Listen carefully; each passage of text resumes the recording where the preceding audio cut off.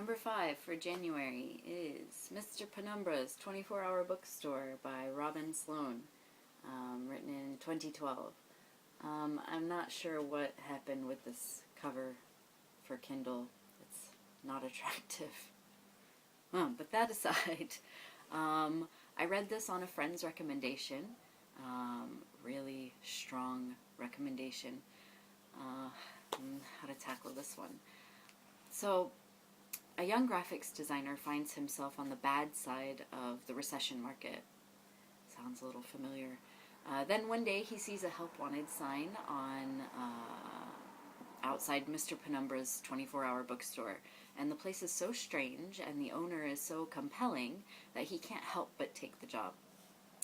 So from there it gets a little complicated as he discovers a secret and a quest, assembles his team, and does his best.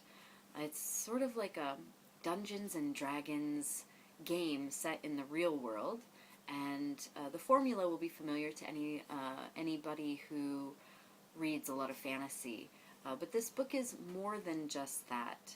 There are a lot of great themes that are going on. So there's the integration of the past and the present, the past having a bearing on the present, change versus tradition, technology's role in society, immortality and what actually constitutes immortality, the drawbacks of isolation and the benefits of networking, and the quest for discovery, self-discovery especially, among other things. Overall, it was pretty fascinating.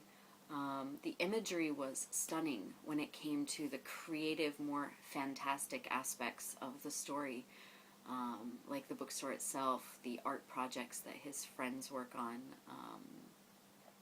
and the depth of specialized knowledge was pretty impressive as well. There were a lot of facts I never would have imagined knowing or needing to know or even wanting to know, but they're still interesting. It was a really nice blend of like magic and technology, and with an undercurrent of fantasy in today's world, which I know I want to believe in, and pretty much any fantasy reader would like to believe that there is still a little bit of magic in the world.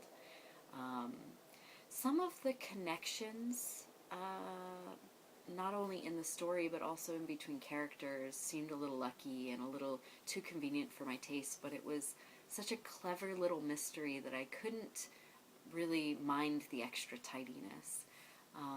And yeah, this one gets cry points because I cried at the end. Not because it was sad, those are easy cry points, but because it was finished and I wanted, not that I wanted more, but it just felt so complete, and I was really moved.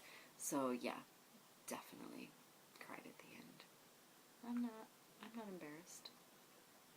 But I think I would recommend this book for, it's adults, of course. Not of course, it's adult. It's for adults. The main character is like in his 20s. I think this book will appeal to young adults, book lovers.